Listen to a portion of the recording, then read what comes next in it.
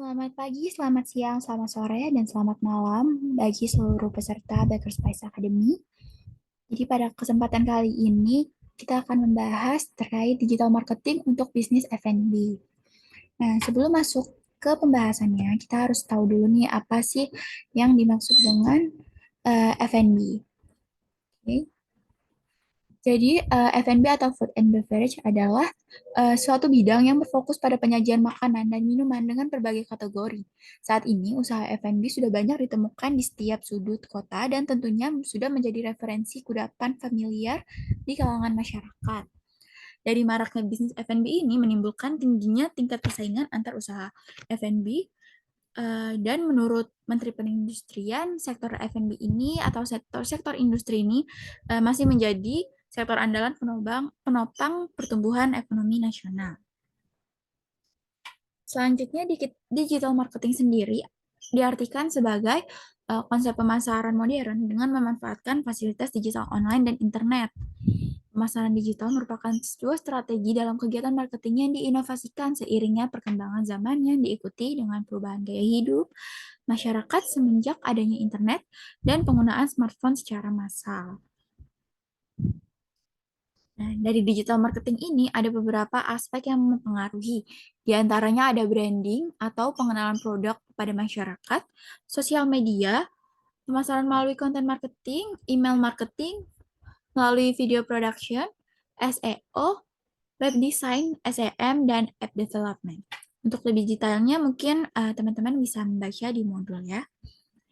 Kemudian dari digital marketing ini ada beberapa manfaat, yaitu yang pertama meningkatkan brand awareness secara online, kemudian mampu menjangkau pelanggan terdekat secara demografis, selanjutnya mampu meningkatkan ROI dengan email blast dan hemat biaya promosi. Tentunya hal ini menjadi beberapa keuntungan ya bagi seluruh para pelaku bisnis. Ada lagi keunggulan dari digital marketing. Yang pertama, ada murah dan efektif. Tentunya dari pemasaran secara digital marketing ini, kita tidak perlu mengeluarkan biaya untuk mulai dari ongkos atau produk atau sampel dan lain-lain. Selain itu, menggunakan digital marketing ini juga cukup interaktif karena terdapat banyak fitur yang memungkinkan para calon pembeli untuk berinteraksi dengan para penjual untuk menanyakan terkait produk. Selanjutnya, merespon isu dengan cepat. Nah, dari adanya fitur yang dapat terjadi interaksi dua arah, jadi seller pun bisa merespon customer dengan cepat. Selanjutnya, target halayak yang spesifik. Nah, dari pemasaran digital ini kita bisa menentukan target pasar yang mau kita tuju sesuai dengan produk yang kita promosikan. Kemudian lebih terukur tentunya juga dari teknologi yang ada. Udah banyak banget nih fitur atau alat-alat yang bisa digunain buat mengukur seberapa besar peningkatan atau kemajuan dari promosi digital kita. Kemudian tidak adanya batasan geografis karena hampir seluruh masyarakat udah menggunakan teknologi baik smartphone uh, atau device lainnya, dan ini memungkinkan kita untuk menjangkau lebih banyak uh, lebih banyak konsumen di berbagai penjuru dunia. Kemudian kaya dengan data. Yang pasti dari sosial media atau berbagai teknologi udah bisa menyimpan banyak banget data dari produk yang kita pasarkan. Selanjutnya ada beberapa strategi dari pemasaran atau disebut juga dengan marketing mix 7PS. Nah, yang pertama ini ada proses. Proses di sini diantaranya ada mulai dari prosedur, kemudian mekanisme, sampai jalannya aktivitas. Selain itu, ada juga recruitment people. People di sini diantaranya ada mulai dari recruitment, training, uniform, compliance, interaction. Kemudian ada juga physical evidence atau bukti fisik. Yang ternyata ada facility, desain, equipment, furniture, dan lain-lain. Dari segi promosi juga ada, di dalamnya ada beberapa aspek, diantaranya sales promotion, advertising, public relation, dan direct marketing. Kemudian untuk price sendiri, diantaranya ada mulai dari channel, market coverage, assortment, location, dan lain-lain. Selanjutnya ada price. Nah, price ini juga tentunya berpengaruh ya pada sukses keberhasilannya tingkat penjualan kita. Itu ada juga price strategi, gimana kita mengatur harga yang mampu bersaing di persaingan industri yang cukup ketat. Ada juga pricing, allowance, dan diskon. Selanjutnya ada juga dari produk. Tentunya saat pertama kali orang lihat itu adalah kualitas produk. Nah, di sini diantaranya dari aspek produk ini, di dalamnya ada fitur, quality, branding, packaging, service, dan warranties. Nah, di sini ada berbagai media marketing, yaitu dibagi menjadi dua, ada media cetak dan media digital.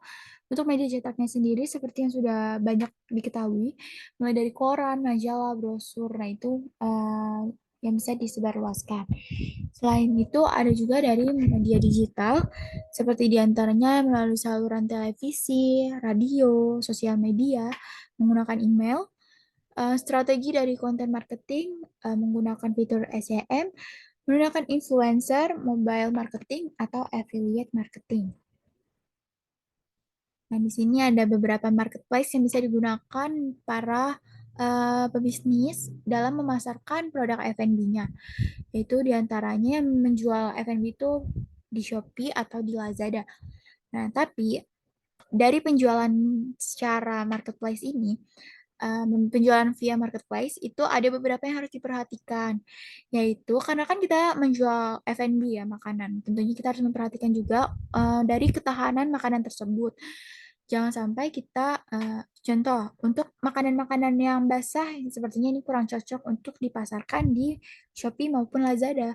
Karena apabila kita memasarkan di marketplace tersebut, memerlukan waktu sekitar 2-3 hari untuk pengirimannya. Karena seperti yang kita ketahui juga, marketplace ini menggunakan pengiriman melalui ekspedisi, kecuali kalau kita menyediakan pengiriman langsung secara online.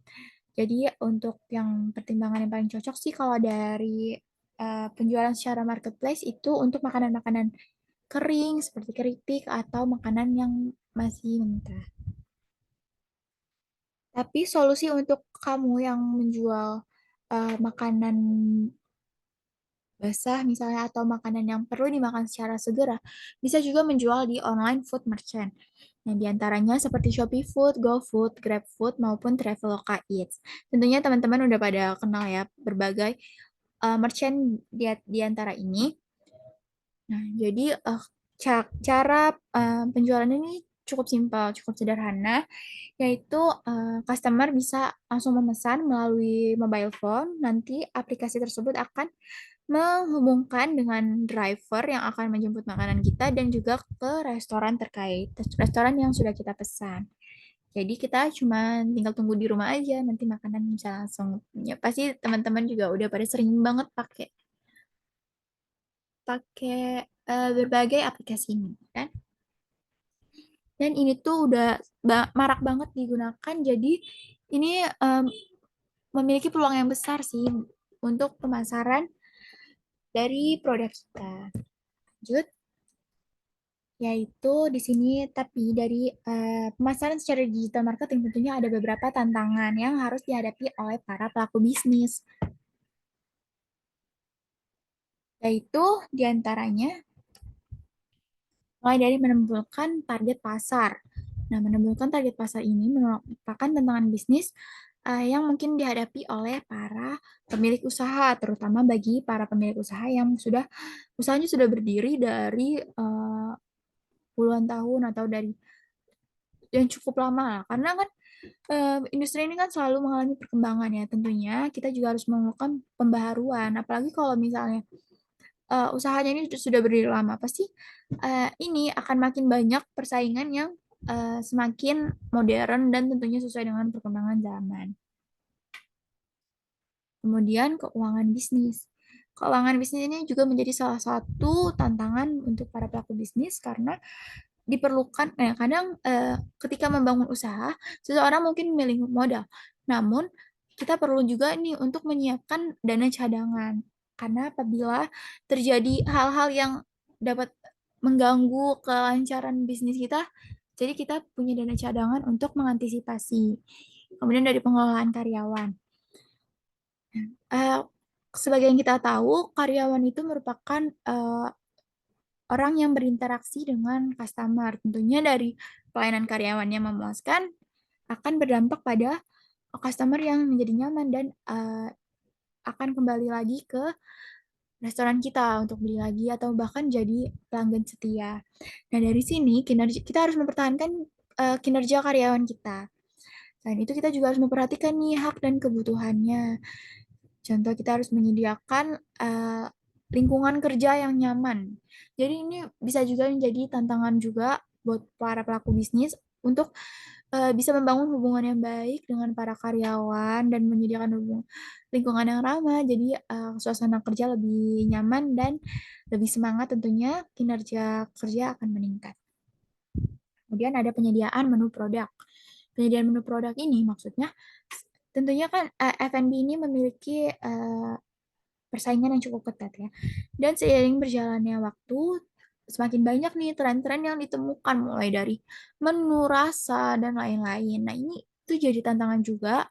Kenapa? Karena gimana caranya dari kita selaku para pelaku bisnis untuk em, memberikan atau membuat inovasi. Inovasinya ini bisa berupa dari menu, rasa, dan lain-lain.